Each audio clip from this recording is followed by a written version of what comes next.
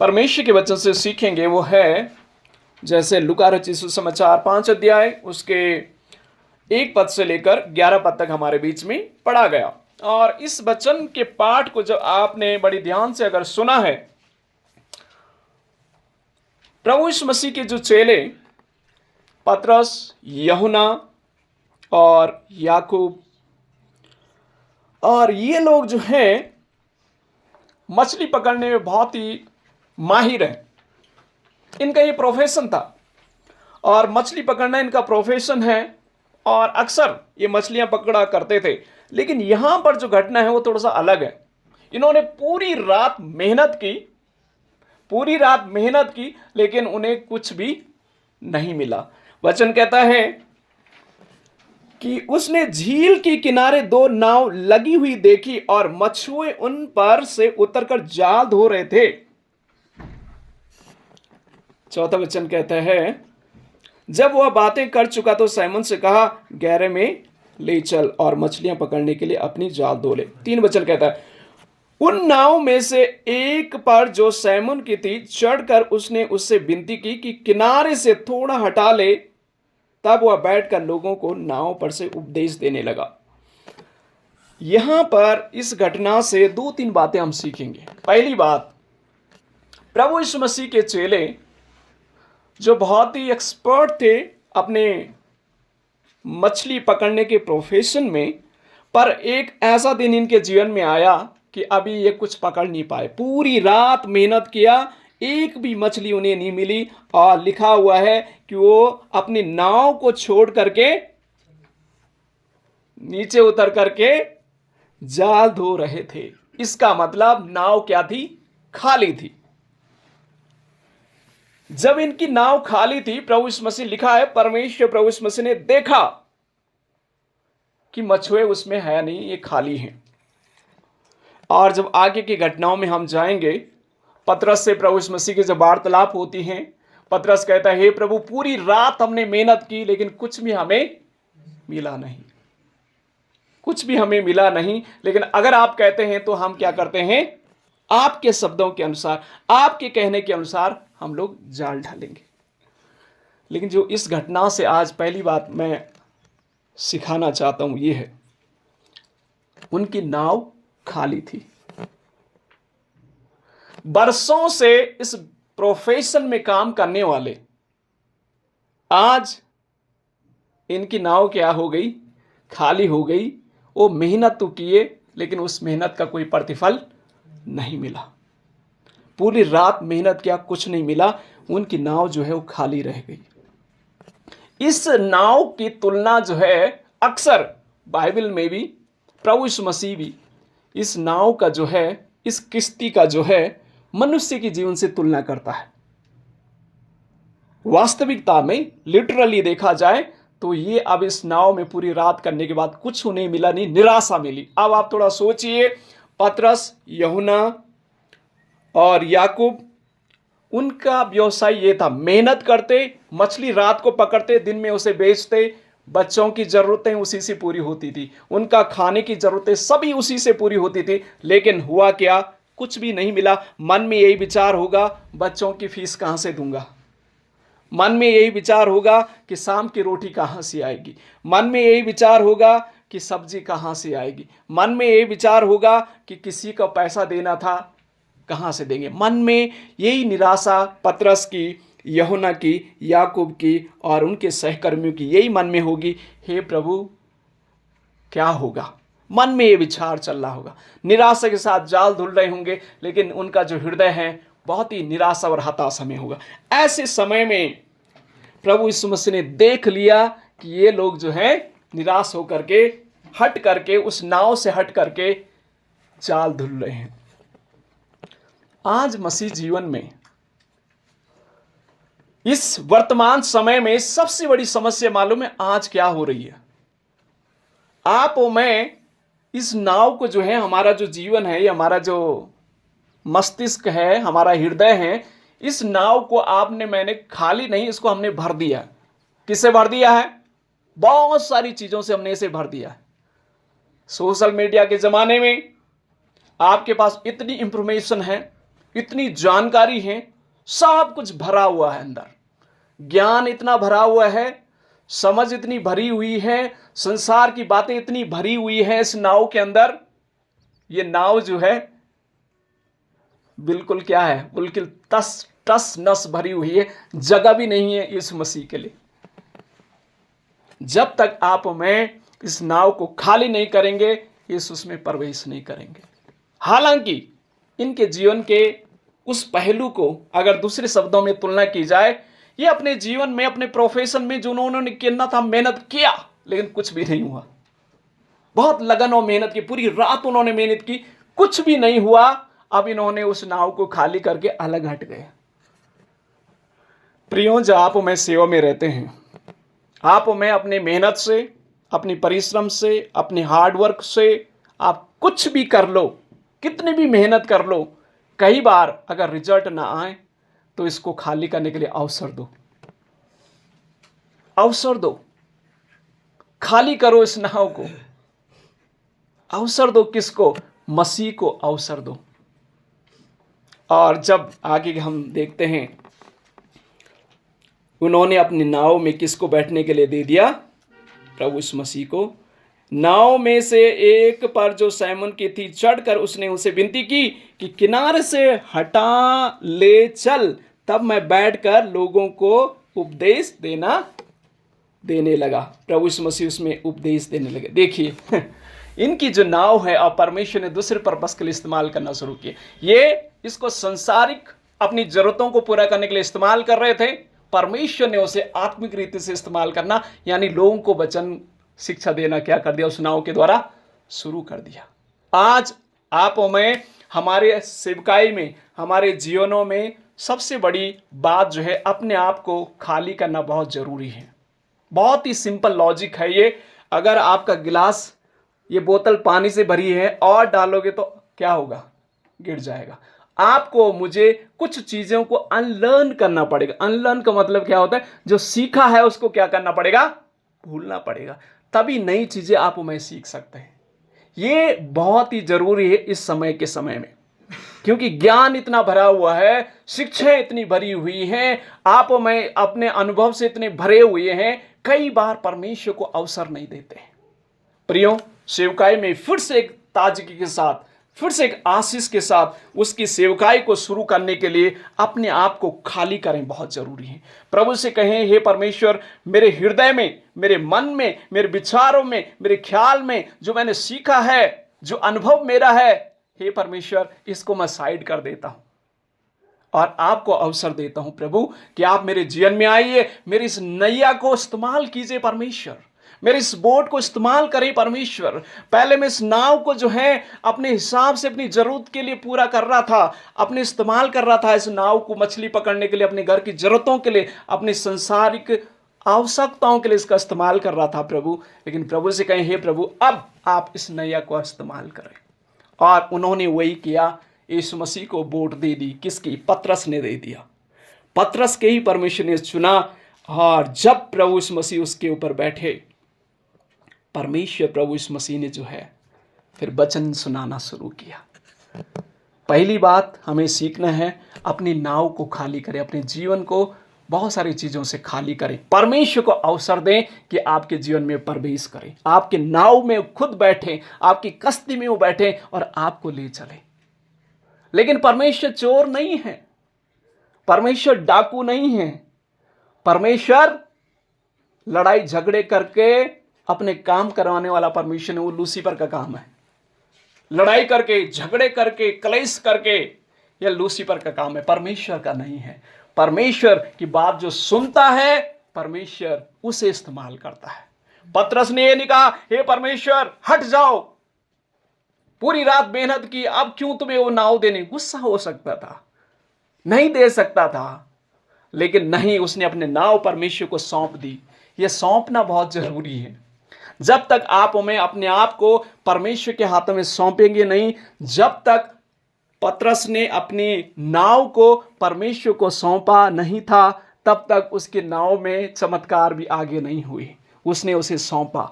तो मसीह जीवन में सबसे इंपॉर्टेंट चीज जो है मेरे प्रिय भाई बहनों, अपने आप को सौंपना बहुत जरूरी है। we need to submit ourselves to the Lord. Lord, please, I'm unworthy. I'm not able. Please take me and make me as you want. जब आप और मैं अपने आप को परमेश्वर के हाथों में सौंप देते हैं, परमेश्वर इस्तेमाल करना शुरू कर दे। तरीका बदल सकता है, तरीका बदल सकता है। इस नाव में पहले पतरस रात भर जाल फेंक करके मछलियां पकड़ता था, यानी शारीरिक जरूरतों के लिए मछलियां पकड़ता था, उसे बेचता था, बेच करके पैसा आता था, घर की जरूरतें पूरी करता था, यानी शारीरिक चीजों के लिए उसे इस्तेमाल करता था। लेकिन अब बदल गया। हुआ क्या? प्रभु यीशु मसीह ने इनकी नाव इस्तेमाल की और वचन के लिए इस्तेमाल की। लिखा हुआ है, प्रभु यीशु मसीह ने जब उसे लिया तो वचन सुनाने लग गए। आमीन। परमेश्वर क्या सुनाने लगे? उस नैया के द्वारा संदेश देने लगे, लोगों को वचन सुनाने लगे। प्रियो, जब ये जीवन जो है ना, ये जीवन की नैया यीशु के हाथ में आ जाती है, ये बदल जाती है। आमीन। कैसी बदलती है? नाव तो वही थी फिजिकली, उसमें कोई चेंजेस नहीं आया। नाव का फिजिकल रूप बदला नहीं, नाव तो एज इट इज था लेकिन तरीका बदल गया। पहले उसमें पतरस बैठा था, अब यीशु मसीह बैठ गया। जब यीशु बैठा, वचन सुनाया, न जाने कितने बीमार चंगे हुए। आमीन। न जाने कितनों के हृदय बदले, परिवर्तन आना शुरू हो गया, चमत्कार होना शुरू हो गया। उसी नाव में जाल पूरी रात फेंका, कुछ भी नहीं हुआ। लेकिन जब यही नाव उठा करके यीशु मसीह इस्तेमाल करना शुरू करते हैं, तरीका बदल जाता है। अब यीशु ने मछली को पकड़ने के लिए नहीं, इंसान को पकड़ने के लिए इस नाव को इस्तेमाल किया। आमीन। आज आपके मेरे जीवन में, सेवकाई में, मालूम है कहां हम फेल हो रहे हैं। हम मनुष्य हैं। मछली पकड़ेंगे नहीं तो रोटी मिलेगी नहीं, कपड़े मिलेंगे नहीं। ये एक पहलू है जीवन का, संसारिक जीवन का पहलू है, ये जरूरी है। लेकिन दूसरा पहलू है आत्मिक चीजें। जब आत्मिक चीजों को पहला स्थान आप देते हैं, ये जो जरूरतें हैं ना घर की, ये भी पूरी होनी शुरू होती है। वो हम आगे सीखेंगे। हम उल्टा कर चुके हैं। हम पहले शारीरिक जरूरतों को पहले फोकस दे रहे हैं और आत्मिक चीजों को दूसरा स्थान दे रहे हैं। इसलिए जो है ये आशीष जो हमें मिलनी चाहिए बहुतायत की, उसमें हम थक गए हैं। मेहनत तो कर रहे हैं, परिश्रम कर रहे हैं, परिश्रम में कोई कमी नहीं है हमारे जीवन में। 24 घंटे या 8 घंटे हम काम कर रहे हैं, लेकिन रिजल्ट कुछ नहीं आ रहा।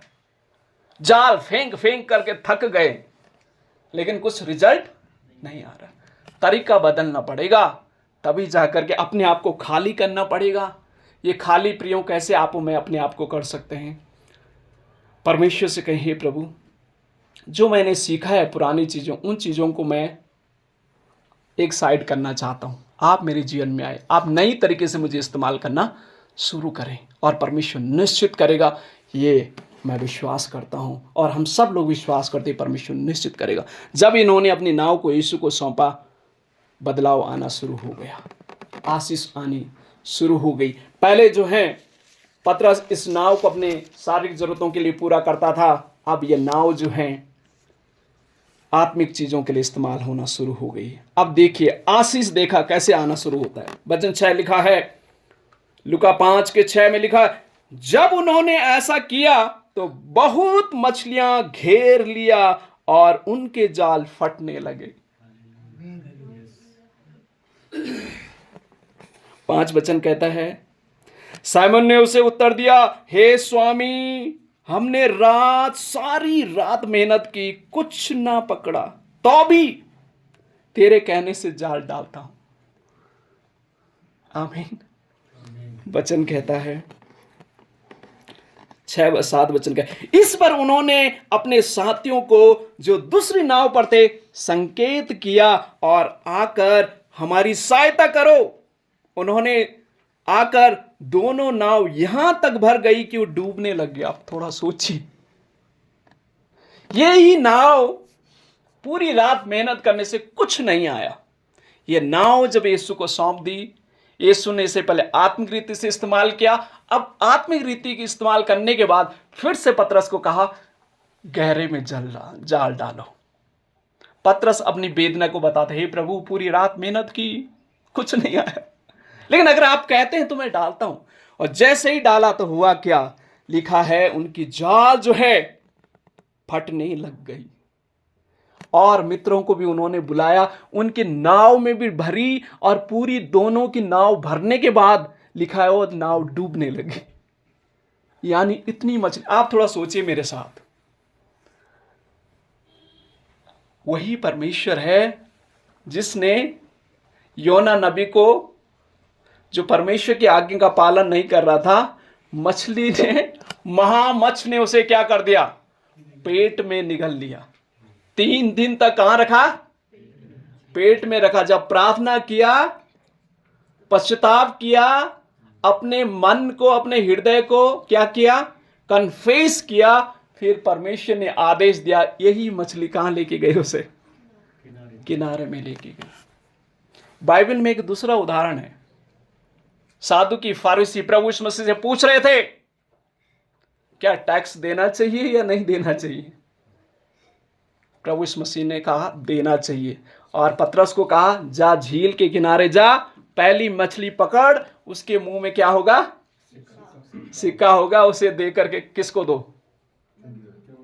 चुंगी लेने वालों को। यानी परमेश्वर की बातों को क्या मानती है ये मछलियां, किसकी आज्ञा मानती हैं, परमेश्वर की आज्ञा का क्या करती हैं, पालन करती हैं। प्रभु यीशु मसीह ने जैसे ही पतरस को कहा पतरस वहां डाल, यानी पतरस ने आज्ञा का पालन किया। जैसे ही आज्ञा का पालन किया, परमेश्वर ने आदेश दिया, इतनी मछलियां, आप थोड़ा सोचिए, एक जाल की मछली एक नाव को कैसे भर सकती है। ये सिंपल लॉजिक है, एक जाल की मछली 2 नाव को कैसे भर सकती है। लेकिन लिखा है उनकी नाव तो फटने लगी, यानी उसमें भरीती जा रही थी, मछलियां खुद ही आ रही थी उसमें उसमें खुद ही मछलियां आ रही थी, और खींचते खींचते वो फटने भी लग गई। और जब नाव में डाली तो लिखा है उनकी दोनों की नाव क्या होने लग गई, 7 वचन में लिखा, उन्होंने आकर दोनों नाव यहां तक भर ली कि डूबने लग गई। बहुत आयत की आशीष है, आमीन। बहुत आयत की आशीषें तब मिलती हैं जब आप और मैं प्रभु यीशु मसीह के हाथों के द्वारा इस्तेमाल किए जाते हैं, आमीन। क्या आप और मैं अपने आप को किसको सौंपेंगे, परमेश्वर को सौंपेंगे। अगर आप और मैं परमेश्वर को सौंपेंगे, परमेश्वर में इस्तेमाल करना शुरू करेंगे, और जब इस्तेमाल करते हैं it is abundance of blessing, आमीन। बहुत आयत की आशीषें हैं, बहुत आयत की आशीषें, आत्मिक आशीषें प्लस फिजिकल आशीषें। क्योंकि मछलियां जो उनको बहुतायत से मिली, आप सोच सकते हैं उनकी मन में जो कल्पना थी ना, सोच रहे थे बच्चों के लिए रोटी के लिए पैसे कहाँ से होंगे, कपड़े के पैसे कहाँ से लेंगे, सब्जी का पैसा कहाँ से लेंगे, बच्चों की फीस कहाँ से भरेंगे, हाँ किसका उधार पड़ा हुआ है उसको कैसे देंगे, मन में सारे ख्याल होंगे। लेकिन पल भर में ख्याल क्या हो गए, बदल गए, क्योंकि इतनी मछलियां आ गई, इतनी मछलियां आ गई कि नाव उनकी डूबने लग गई। अब देखिए थोड़ा सा पल भर में उनकी सोच क्या हो गई, मन में पतरस का अब तो मैं बिजनेस खड़ा कर दूंगा, अच्छा तरीका मिल गया, बिजनेस खड़ा कर दूंगा, यीशु मसीह के साथ ही रहूंगा, और ये मछलियां जो हैं नौकर लेके जाएंगे, बेचेंगे, अच्छा मेरा बिजनेस शुरू हो जाएगा। बहुत आयत की प्रियो यहाँ पर आशीष उन्हें मिलती है। लेकिन 8 वचन में लिखा है, यह देकर पतरस यीशु के पांव पर गिर गया और कहा, हे प्रभु मेरे पास से चले जाओ, क्योंकि मैं पापी प्राणी हूं, मैं पापी मनुष्य हूं। पतरस मन में जो ख्याल था, पश्चाताप करना शुरू कर दिया। प्रभु के पास आकर, हे प्रभु मैं क्षमा मांगता हूं आपसे, मैं अपनी समझ के अनुसार चल रहा था, अपनी सोच के अनुसार चल रहा था, अपनी संसारिक चीजों के लिए भाग रहा था। हे प्रभु मैं क्षमा चाहता हूं, और परमेश्वर ने उसे क्षमा भी किया। और आपको मालूम है, फादर भूटा मसीह, आपको मालूम है पतरस जब खड़ा हुआ तो कितने लोगों को, 3 लोगों को, 3,000 लोगों को एक ही संदेश के द्वारा कितने लोग?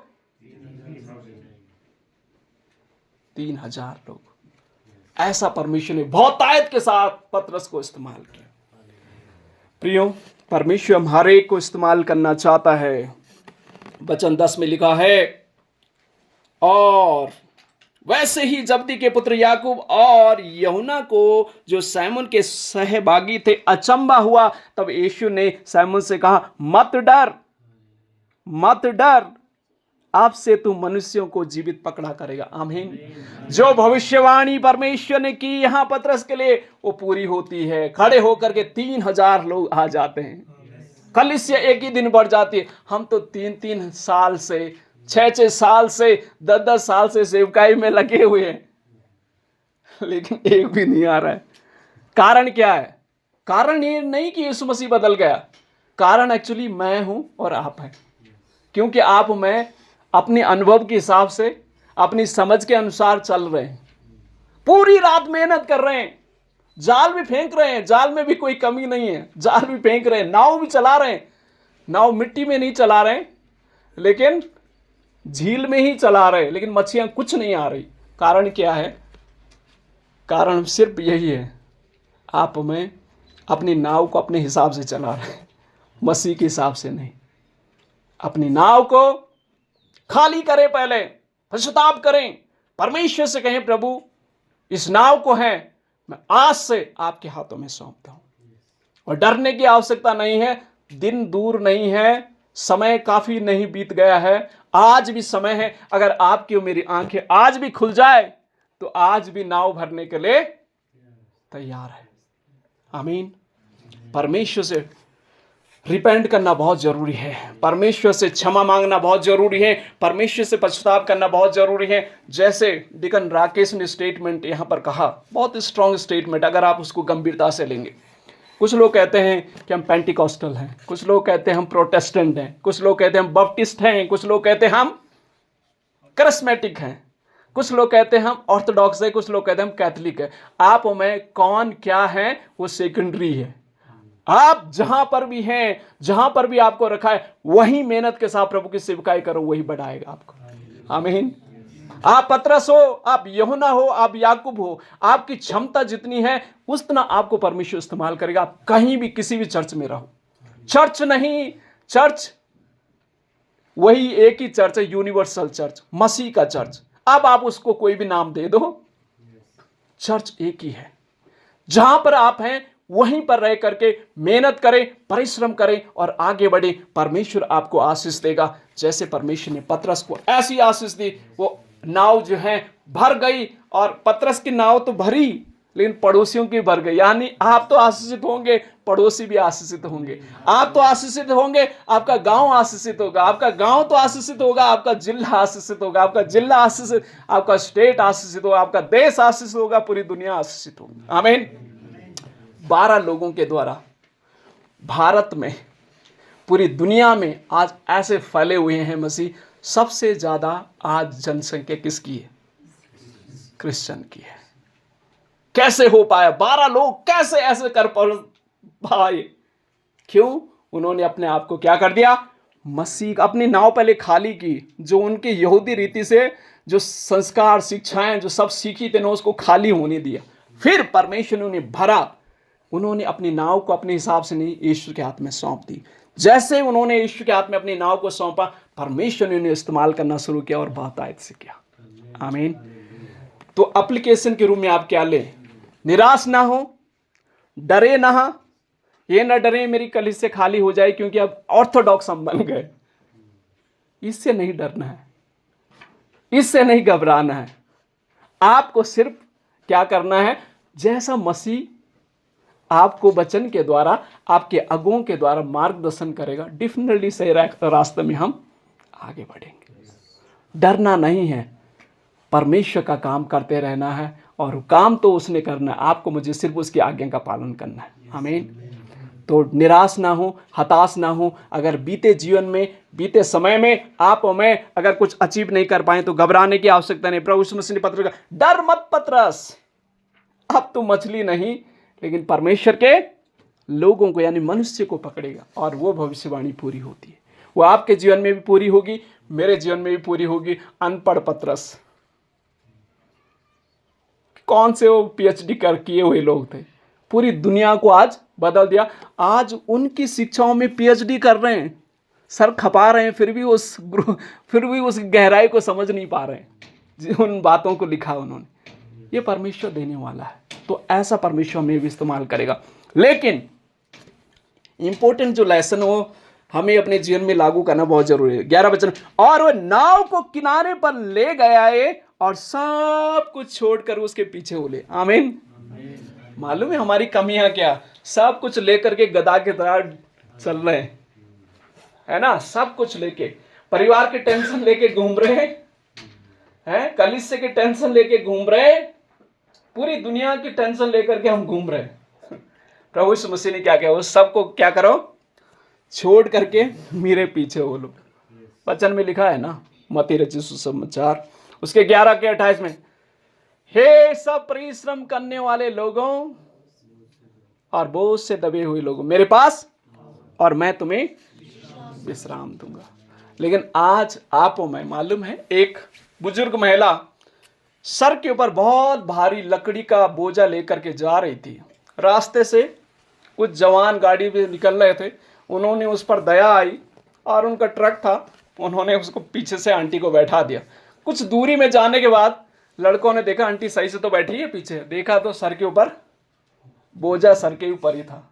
गाड़ी में तो बैठी है, बोझा सर के ऊपर ही था। आज कमी हमारी यही है, कलीसिया में भी आ रहे हैं, सब कुछ हो रहा है, लेकिन बोझा खुद के ऊपर रख करके ला रहे। जब तक ये बोझा हटा करके मसीह को सौंप दे, जब मसीह को सौंप देंगे वही इसे आशीषित कर देगा। और अनोखी बात यही हुई, इन शिष्यों ने लिखा, वो नाव जो है ना, वो भरी हुई 2 नाव, वो चिंता नहीं उनको, मछली कौन लेके जाएगा, मछली कौन बेचेगा, मछली बेच करके क्या करेंगे। वो लिखा है वह नाव को किनारे पर ले आए, किनारे तो लेके आए, सब कुछ छोड़कर उसके पीछे हो लिए। ये एटीट्यूड हमें अपने जीवन में, अपनी सेवकाई में, अपने परिवार में लागू करना बहुत जरूरी है। क्योंकि आप और मैं अगर टेंशन लेकर के घूमेंगे तो ज्यादा दूर नहीं जा पाएंगे, थक जाएंगे। बोझ मसीह को दे दे और उनके पीछे चलते रहे, और वही उठाएगा, वही आशीष देगा। इन 12 ने ये चिंता नहीं की कि फाइनेंशियली कौन सपोर्ट करेगा पर मंथ में, कितना मिलेगा पर मंथ, ये टेंशन भी नहीं की। सब जरूरतें उन्होंने पूरी की, परमेश्वर करेगा। प्रभु इन वचनों के द्वारा हमें आशीष दे और हमारी मदद करें कि हम जो है इन वचनों का मनन करें, इसमें पालन करें और अपनी नाव को खाली करें, परमेश्वर को सिखाने का अवसर दें। और दूसरा जो है, अपनी नाव को किसको सौंपें? मसीह को सौंप दे और परमेश्वर को इस्तेमाल होने के लिए फुल्ली उसके हाथ में सौंप दें। डरे नहीं, निराश ना हो और सब कुछ उसी के हाथ में सौंप दो, चमत्कार होंगे। प्रभु इन वचनों के द्वारा हमें आशीष दे।